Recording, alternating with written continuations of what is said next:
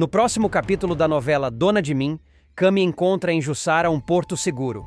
A jovem, ainda fragilizada pelas lembranças do crime que sofreu, abre o coração para a futura sogra, que a acolhe com carinho e palavras de força.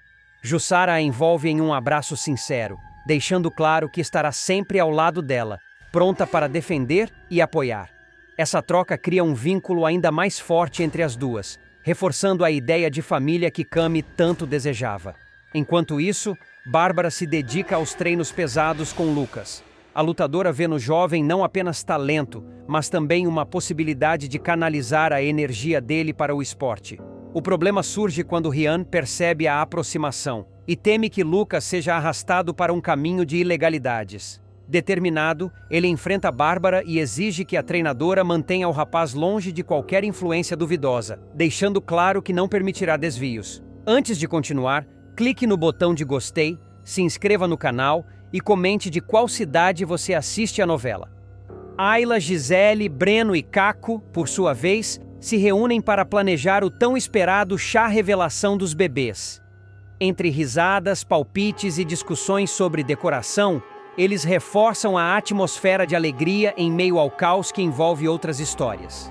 No entanto, o clima leve contrasta com a tensão crescente em torno de Jaques. O vilão decide trocar os remédios de Filipa, colocando a vida da mãe em risco. Só que Isabela acaba flagrando Jaques dentro do quarto da avó, aumentando sua desconfiança e guardando a cena como prova. Rosa, em outro núcleo, visita Sofia e tenta oferecer apoio emocional, ciente das dificuldades enfrentadas pela jovem. Já Samuel e Rian começam a desconfiar quando Léo fala sobre Cami, pressentindo que existe um segredo ainda não revelado. Essa intuição se confirma quando a própria Cami decide contar a Rian sobre o crime que sofreu. A revelação o deixa em choque e tomado pela revolta, prometendo que nada ficará impune. No fim, um movimento inesperado mexe com todos. Ronaldo entra em contato com Cami. A ligação reacende memórias dolorosas e abre um novo capítulo de tensão, trazendo à tona a sombra de um passado que insiste em voltar. Rosa sofrerá cada vez mais com lapsos de memória, mergulhando todos os familiares em uma situação de tensão e fragilidade emocional. O estado de saúde de Rosa vai se complicar bastante. Sofrendo de Alzheimer, a idosa terá lapsos de memória cada vez mais intensos e, em um deles, chega ao ponto de esquecer quem é sua própria neta, Sofia. O impacto desse esquecimento abalará profundamente a menina, que mesmo tão jovem, precisará lidar com a dor de não ser reconhecida por alguém que ama. Mais adiante, a situação ficará ainda mais grave. Rosa sairá de casa com a menina, se perderá pelas ruas do Rio de Janeiro e mobilizará tanto a família quanto a polícia em uma busca desesperada. Tudo começa quando Sofia, que ainda estará sob a guarda provisória de Léo, visita a avó.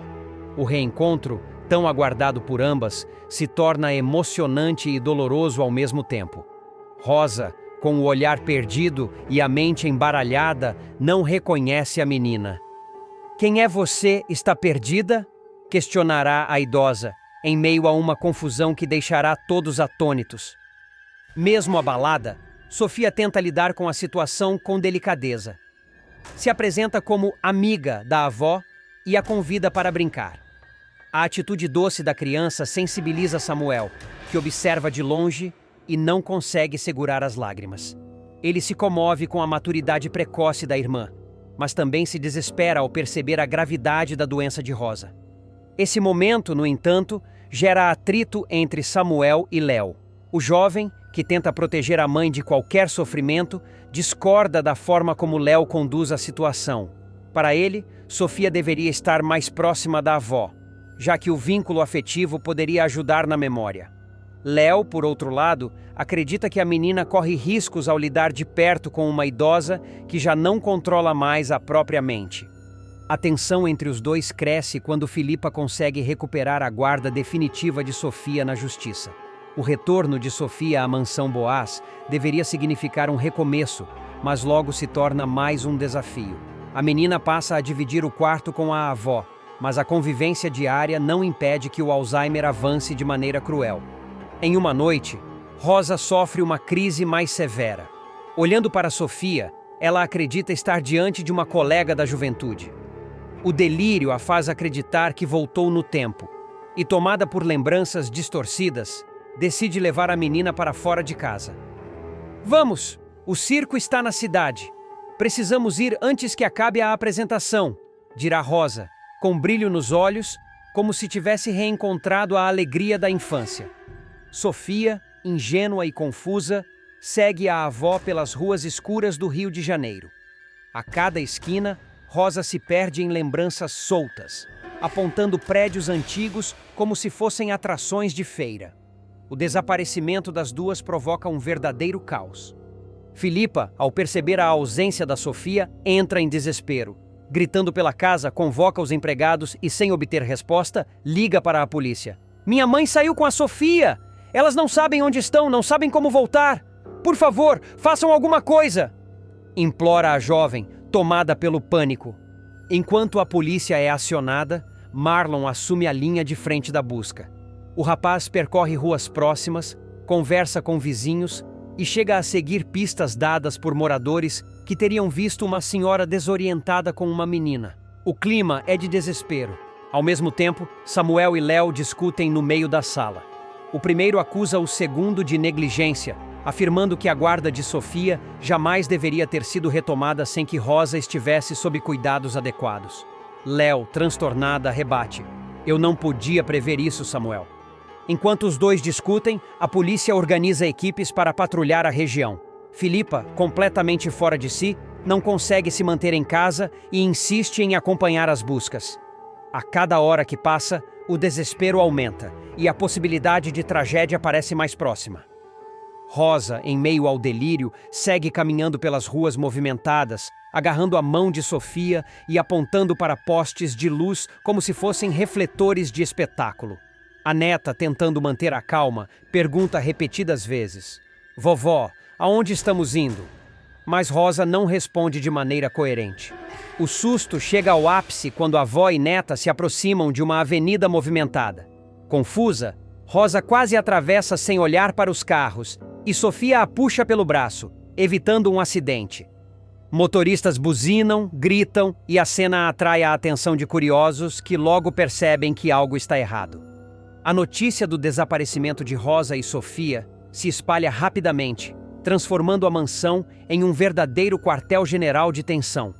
Isabela, ao receber a ligação de Filipa, larga tudo o que estava fazendo e corre para a casa, tomada pela angústia de imaginar sua mãe perdida nas ruas. Ao chegar, encontra Samuel em prantos e Léo transtornada, debatendo com os policiais. A cada minuto que passa, as chances de algo ruim acontecer aumentam. Alerta um dos oficiais pedindo calma, mas deixando todos ainda mais nervosos.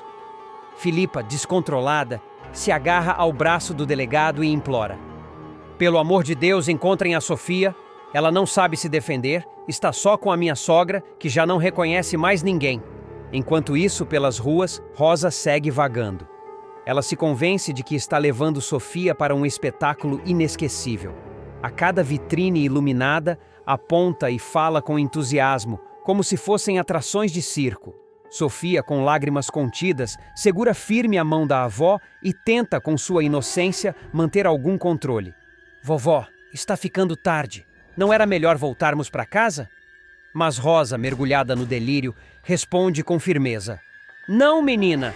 Ainda não começou a apresentação. Se perdermos, nunca mais vamos ver.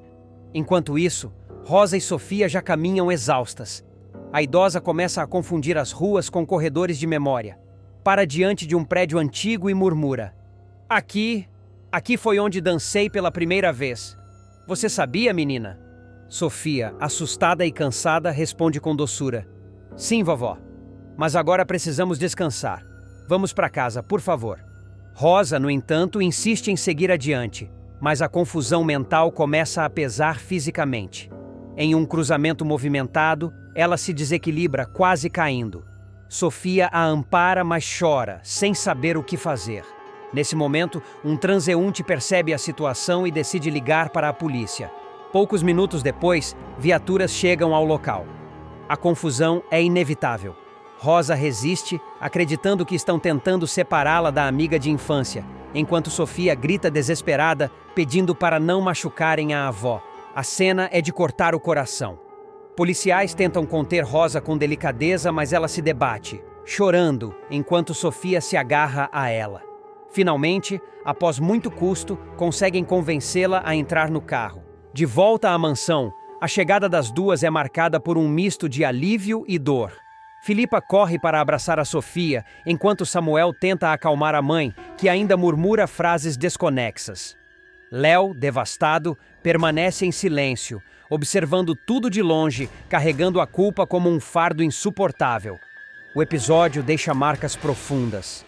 A fragilidade de Rosa diante do Alzheimer não pode mais ser ignorada, e a família precisará tomar decisões difíceis sobre os próximos passos. Leona vai fazer uma reviravolta impressionante e desmascarar Jacques na frente de todos. Cansada de ser humilhada, a mocinha bolará um plano junto com Samuel para acabar de vez com as mentiras do vilão. Essa virada não será apenas uma vitória pessoal, mas também um marco na luta contra a corrupção e o abuso de poder que dominaram a família e a empresa Boaz. Tudo começará quando Leona tiver uma nova ideia de revolucionar um negócio. Ela, que sempre foi criativa e ousada, decide montar uma empresa semelhante à Boaz, mas com uma proposta moderna e humanizada. A ideia não surge do nada. Nasce das dores que sofreu, das portas fechadas que enfrentou e da vontade de mostrar que é possível vencer com integridade. Determinada, a jovem reúne costureiras independentes, mulheres que Jacques havia dispensado ou maltratado, e cria uma cooperativa inovadora. Nasce assim a Aurora Lingerie, marca que rapidamente ganha força no mercado por valorizar a mão de obra feminina e apresentar peças que unem sensualidade, conforto e identidade. As primeiras coleções esgotam em poucos dias. As redes sociais explodem com vídeos de influenciadoras e artistas usando os modelos de Leona, e a imprensa começa a tratá-la como um exemplo de empreendedorismo. Jacques, por outro lado, perde espaço e prestígio vendo o Império Boaz tremer pela primeira vez.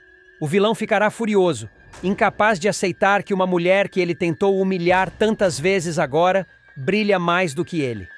A inveja corrói suas noites, e Jacques passa a maquinar formas de sabotar a Aurora Lingerie. Reuniões secretas, telefonemas obscuros e chantagens começam a se multiplicar.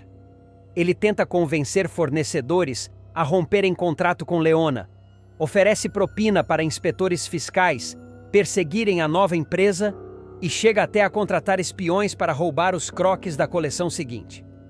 Mas Leona não se deixa intimidar. Samuel, sempre ao seu lado, descobre parte desses planos e age como escudo, impedindo que a teia de Jacques destrua o sonho da jovem. A cada golpe baixo do vilão, Leona responde com mais criatividade, firmeza e apoio popular. Enquanto isso, uma reviravolta ainda maior se prepara. Ricardo, braço direito de Jacques, começa a se sentir sufocado pela quantidade de crimes e mentiras que precisa encobrir. No início, ele hesita, mas o peso na consciência cresce cada vez mais. Ao descobrir que Jacques foi o responsável pela sabotagem do crime que marcou a família inteira, Ricardo decide agir. Em um momento decisivo, ele entrega o vídeo da sabotagem. Nas imagens, Jacques aparece nitidamente adulterando o veículo que dias depois se tornaria o palco da tragédia. É a prova irrefutável, o ponto final de qualquer desculpa que o vilão pudesse inventar. Com a prova em mãos, Leona e Samuel organizam uma reunião na mansão da família. Rosa, a matriarca, está presente, emocionada e nervosa. Filipa, Tânia e outros membros da família acompanham, incrédulos com a revelação que se aproxima. Chegou a hora da verdade, Jacques, diz Leona, encarando o vilão nos olhos. Vocês não sabem do que estão falando. Isso é uma armação barata, grita ele, tentando manter o controle. Mas quando o vídeo é exibido em um telão improvisado, não resta dúvida. As imagens mostram Jacques com frieza e determinação, mexendo no carro que depois tiraria a vida de Jacques. Rosa, devastada, cai em lágrimas. Samuel se aproxima da avó para ampará-la. Ricardo, em silêncio, abaixa a cabeça, consciente do peso do que trouxe à tona. Você matou o próprio irmão, tudo por ambição, tudo para sentar naquela cadeira da Boaz, acusa Samuel, a voz firme ecoando pelo salão. Mentira! Ele merecia, ele sempre foi o favorito de mamãe. Eu só peguei o que era meu por direito, retruca Jaques, já sem disfarçar sua insanidade. Todos, um a um, começam a jogar na cara do vilão todas as falcatruas cometidas ao longo dos anos.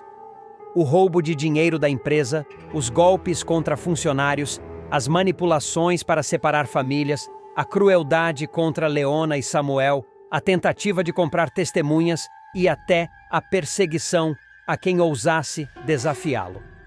Jaques tenta se defender, mas sua máscara cai. Nervoso, começa a suar, tremer e perder o controle da fala. Vocês não têm o direito de me julgar. Eu sou o presidente da Boaz. Eu sou o dono desta família. Mas as palavras já não têm efeito. Rosa, com a voz firme apesar das lágrimas, sentencia.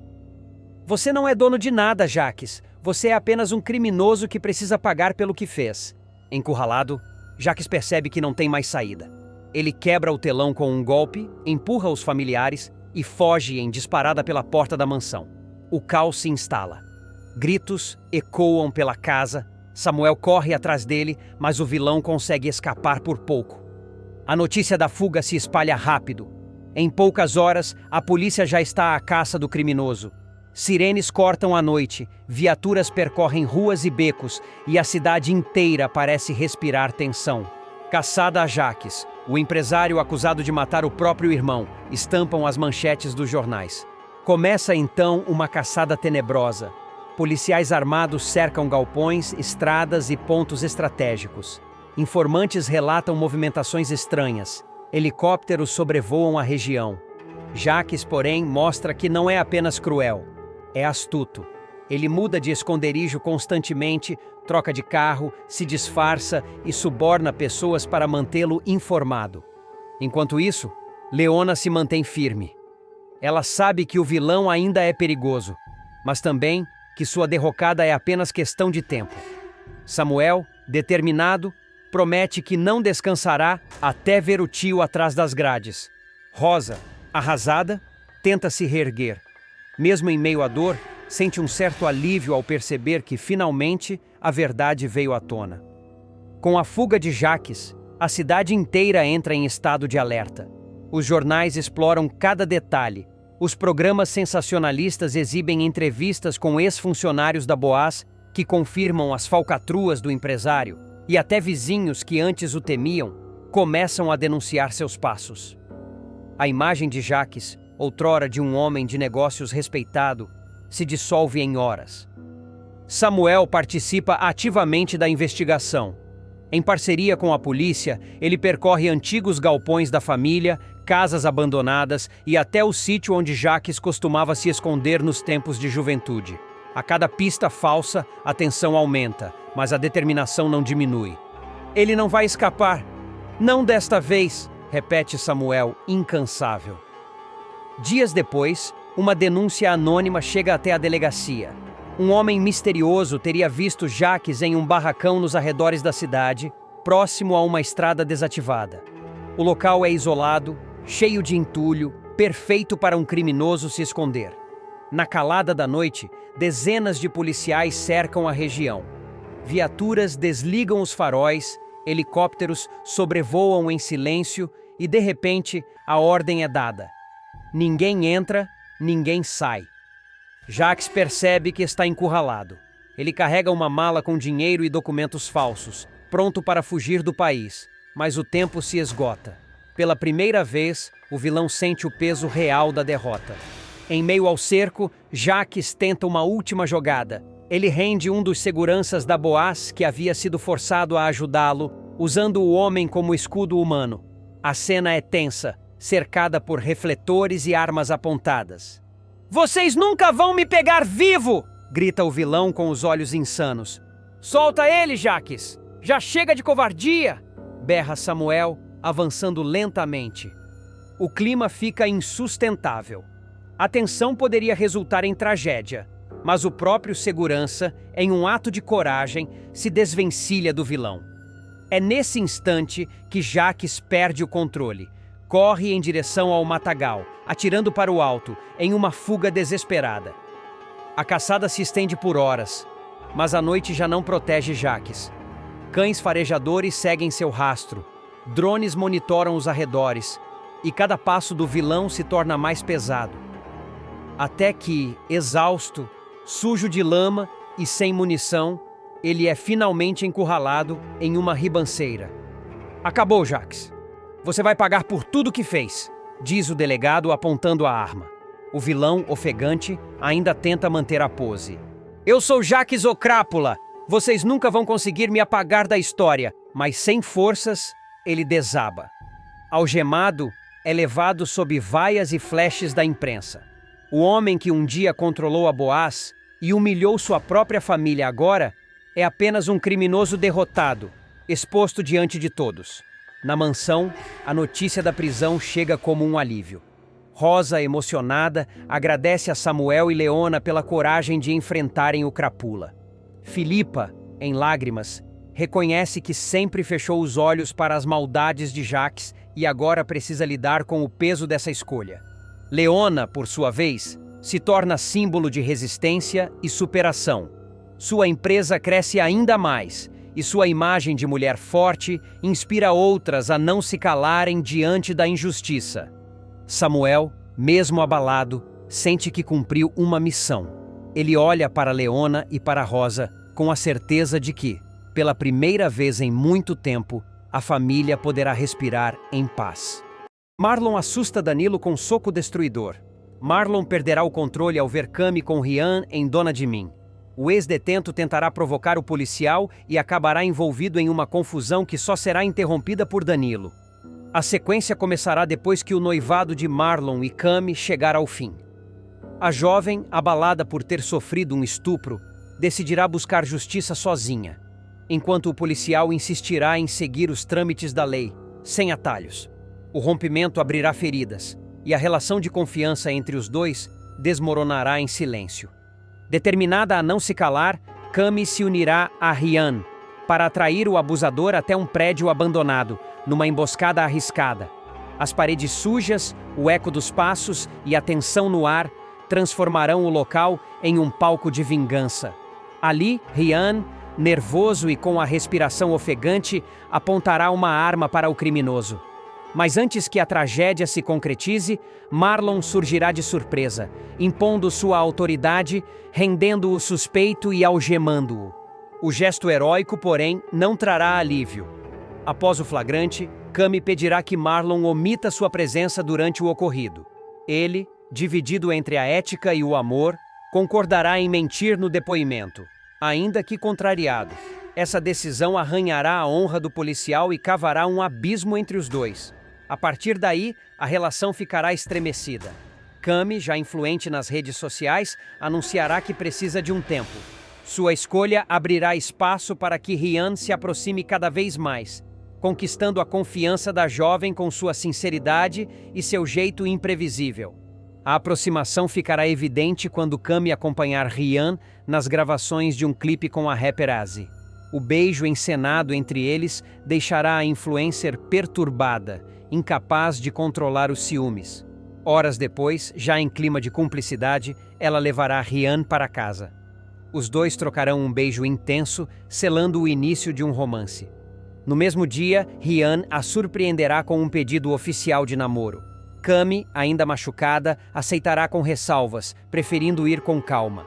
Mesmo assim, o casal celebrará o momento com simplicidade. Comerão um cachorro-quente juntos, rindo em plena calçada. De longe, Marlon observará a cena. Seu coração baterá pesado no peito ao ver a ex-noiva com outro. A angústia será tanta que ele correrá para contar à mãe, Jussara. A matriarca reagirá com fúria, incapaz de aceitar o novo romance da jovem. Dias depois, ao ver Cami passar em frente à sua casa, Jussara, descontrolada, jogará água nela com uma mangueira, humilhando-a em plena rua. Molhada, a jovem enfrentará o vexame diante dos olhos de Marlon, que se envergonhará da atitude da mãe. Na sequência, Cami, firme, se secará com as próprias mãos e decidirá encarar o policial. Os dois se envolverão em uma discussão repleta de acusações, lembranças e mágoas. Marlon, tomado pelo ciúme, acusará a ex-namorada de traição, afirmando que ela já nutria sentimentos por Rian antes do fim do noivado. A tensão aumentará quando Rian aparecer e, em tom debochado, provocar Marlon. As palavras atravessarão o ar como flechas. Os dois partirão para o empurra-empurra, ignorando o risco de que a situação fuja ao controle. O clima ficará insustentável e a briga só não se transformará em pancadaria porque Danilo, amigo dos dois, surgirá para separar a confusão. Mesmo contido, Marlon não conseguirá disfarçar sua raiva. Ele se afastará com o sangue fervendo e, sozinho, desabará toda a frustração contra uma parede, descarregando um soco tão destruidor que assustará até o próprio Danilo, que ficará sem reação diante da explosão de fúria do policial. O eco desse soco marcará não apenas a parede rachada, mas também o coração dilacerado de um homem que perdeu a mulher que amava e agora luta contra o próprio descontrole. O soco de Marlon contra a parede reverberará como um trovão. O estalo seco ecoará no beco silencioso, fazendo Danilo arregalar os olhos. "Cara, você tá perdendo o controle", dirá o amigo segurando o braço do policial com firmeza, tentando evitar que ele se machuque ainda mais.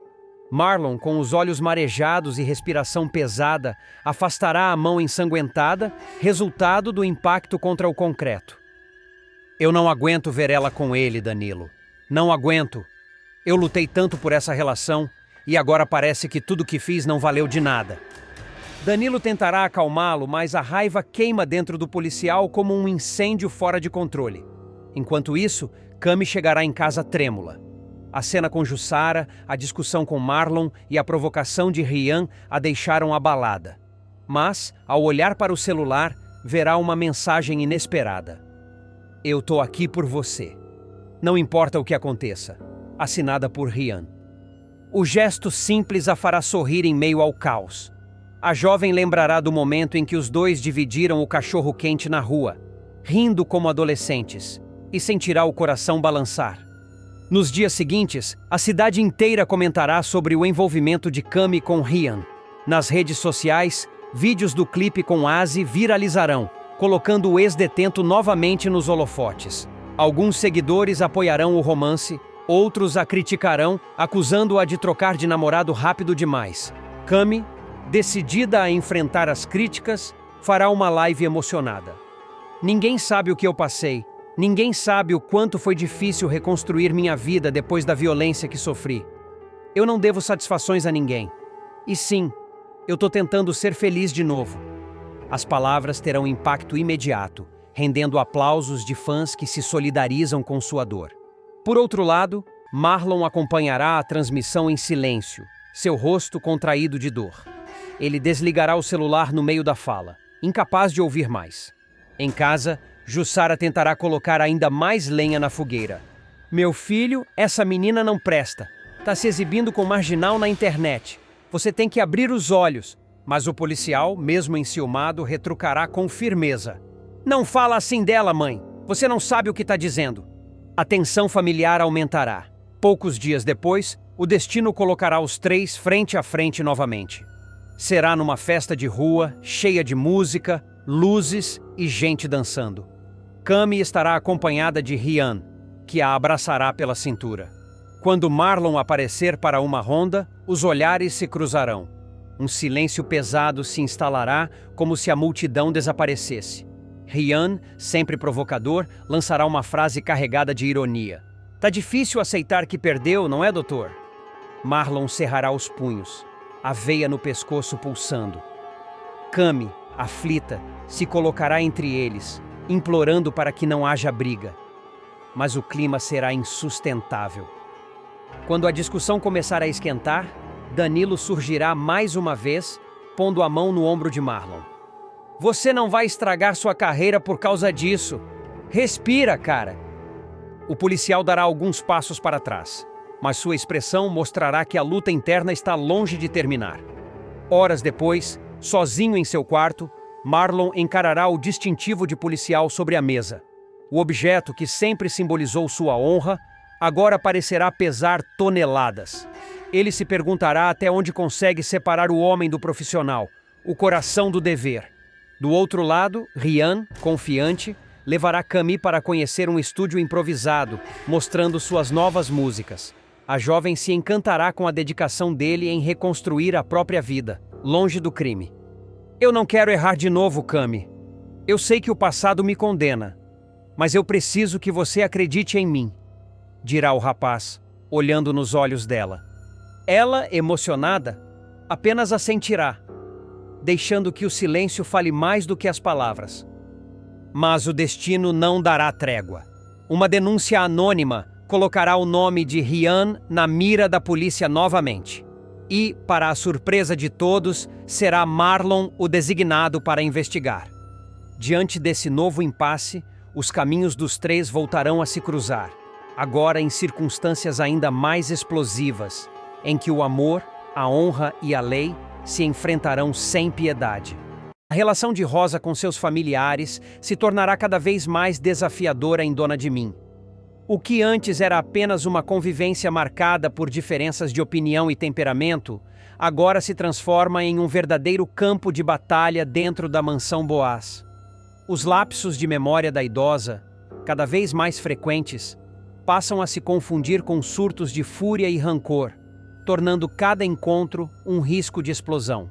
Rosa viverá momentos em que não saberá diferenciar passado de presente, confundindo pessoas, histórias e acontecimentos. Nessas horas, a dor do luto por Abel e a sensação de abandono se misturam a uma mágoa que ela não consegue superar.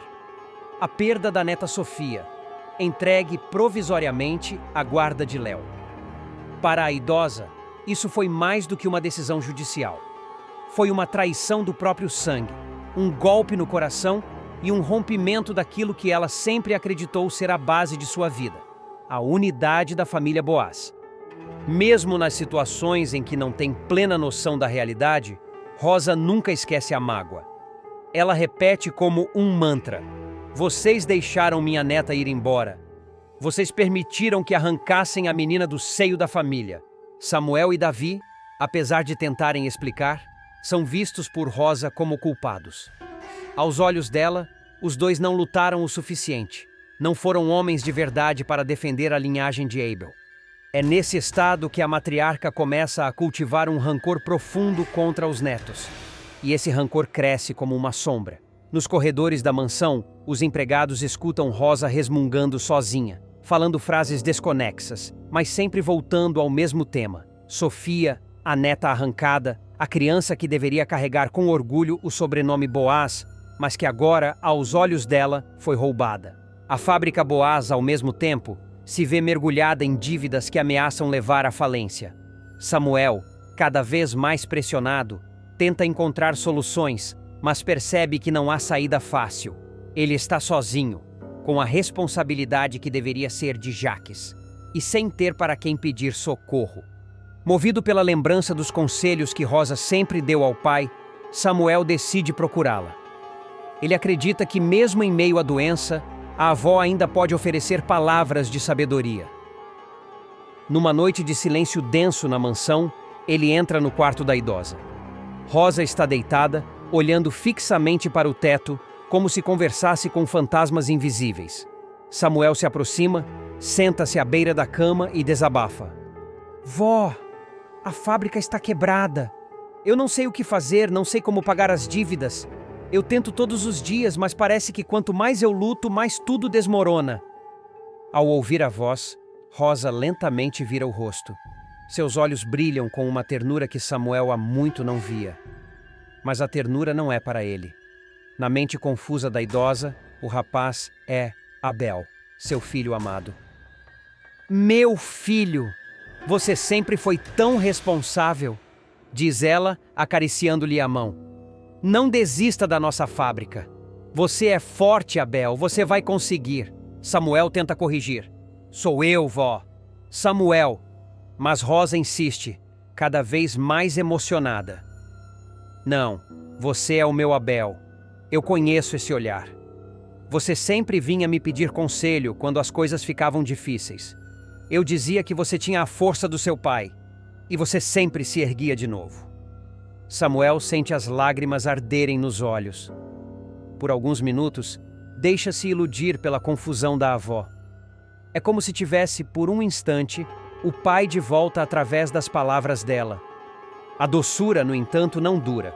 Basta a lembrança de Sofia atravessar os pensamentos de Rosa para que tudo mude de tom.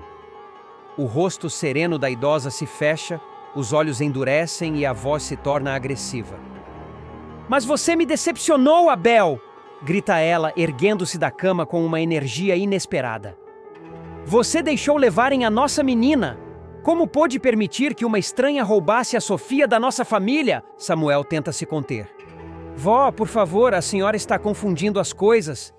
Mas Rosa não ouve. Ela está mergulhada em um turbilhão de lembranças distorcidas. Para ela, Sofia foi arrancada por causa da fraqueza do filho. E agora, Samuel paga por essa mistura de passado e presente. "Você traiu o nosso sangue. Sofia não tem mais o nome Boaz, e isso é culpa sua", grita, antes de acertar um tapa no rosto do neto. O barulho do tapa ecoa no quarto silencioso.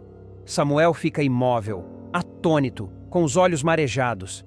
Não era apenas um gesto físico. Era como se o peso de toda a rejeição da avó tivesse desabado sobre ele. "Vó, eu não sou culpado", diz com a voz embargada. "Nunca vou te perdoar", berra Rosa, tomada pela fúria. "Nunca!" Samuel dá alguns passos para trás, incapaz de reagir. Ele vê a avó ofegante, com o olhar perdido entre passado e presente, misturando Abel e ele em um só. Então, com o coração despedaçado, sai do quarto sem dizer mais nada. Do lado de fora, recosta-se na parede, tentando segurar o choro. Sente-se esmagado. A perda da irmã, o colapso da fábrica, o desprezo do tio e agora a rejeição da avó. Tudo parece vir contra ele ao mesmo tempo. Davi, que ouvira parte da discussão, se aproxima e tenta consolar o primo. "Ela não sabe o que diz, Samuel. É a doença, não é ela." Mas Samuel apenas balança a cabeça. No fundo, ele sabe que, doença ou não, Rosa guarda um rancor verdadeiro. É como se a mágoa fosse maior que a lucidez. Dentro do quarto, Rosa continua murmurando sozinha. "Sofia, minha neta, arrancaram você de mim, nunca vou perdoar." Enquanto isso, os problemas da Boaz continuam a crescer. Samuel descobre novas dívidas deixadas por Jaques, fornecedores que não receberam e processos trabalhistas que se acumulam. O desespero aumenta. A cada novo papel que chega, mais claro fica que a falência é inevitável.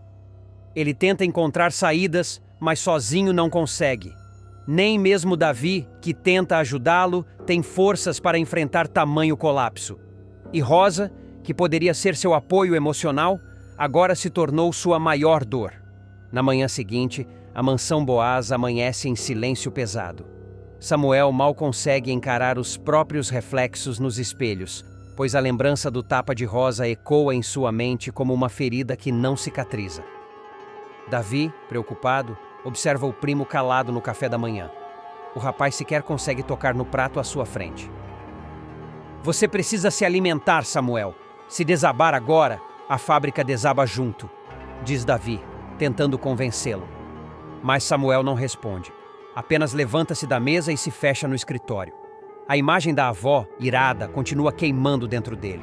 Enquanto isso, Léo chega à mansão acompanhada de Sofia, que insiste em visitar a vovó. A menina, inocente, não tem ideia do rancor que Rosa carrega no coração. Corre pelos corredores chamando pela idosa, mas é detida por Davi, que teme um novo surto. Léo percebe a tensão no ar. "O que houve aqui?" pergunta desconfiada. Davi hesita, mas acaba contando. Rosa. Ela bateu em Samuel. Confundiu ele com Abel e culpou pelo afastamento da Sofia. Léo leva a mão à boca, assustada. "Meu Deus! E a menina quase entrou no quarto dela agora." A advogada percebe que a situação é ainda mais grave do que imaginava. O estado mental de Rosa não apenas ameaça a própria saúde, como também coloca Sofia em risco. Apesar das tentativas de proteção, Sofia percebe que algo não vai bem. Ao ouvir fragmentos da conversa, a menina insiste em ver a vovó. Ela bate à porta chamando baixinho. Vovó, sou eu, a Sofia. Do outro lado, Rosa desperta de um cochilo agitado. Ao ouvir o nome da neta, seus olhos se enchem de lágrimas. Mas quando abre a porta e vê Léo segurando a mão da menina, o rancor retorna. Tiraram você de mim! Grita Rosa apontando para Léo. Essa mulher te roubou! Sofia se assusta e se esconde atrás da advogada, chorando. Léo a protege, mas Rosa, fora de si, continua a acusar. Vocês destruíram a nossa família! Jaques se aproveita da situação. Enquanto a casa mergulha no caos, Jaques observa tudo de longe. O vilão enxerga na fragilidade da mãe uma oportunidade para manipular ainda mais os acontecimentos. Em conversa com Filipa, deixa claro o cinismo. Quanto pior a Rosa ficar, mais fácil será para eu assumir de vez o controle da fábrica. Samuel não vai aguentar o peso. Filipa, ainda dividida entre a razão e a ambição, hesita. Mas sabe que Jaques não mede esforços para atingir seus objetivos. Samuel confronta Léo. Mais tarde, Samuel encontra Léo no jardim. O clima é tenso. Ele, ainda abalado, não consegue conter a amargura. Você conseguiu o que queria, Léo. Agora até a minha avó me odeia por causa dessa guarda. Léo, firme, retruca. Não fui eu quem arrancou Sofia de vocês. Foi a incapacidade de vocês de provar que podiam cuidar dela. Eu só entrei para evitar que a menina fosse parar em um abrigo. Samuel, sem argumentos, apenas desvia o olhar. O ressentimento entre os dois cresce ainda mais. A oscilação de Rosa. No cair da tarde, Rosa tem um momento de lucidez. Chama por Davi e pede que ele sente ao seu lado. Eu não sei o que está acontecendo comigo. Às vezes vejo Abel, às vezes vejo Samuel e sinto tanta raiva, tanta dor. Davi segura sua mão.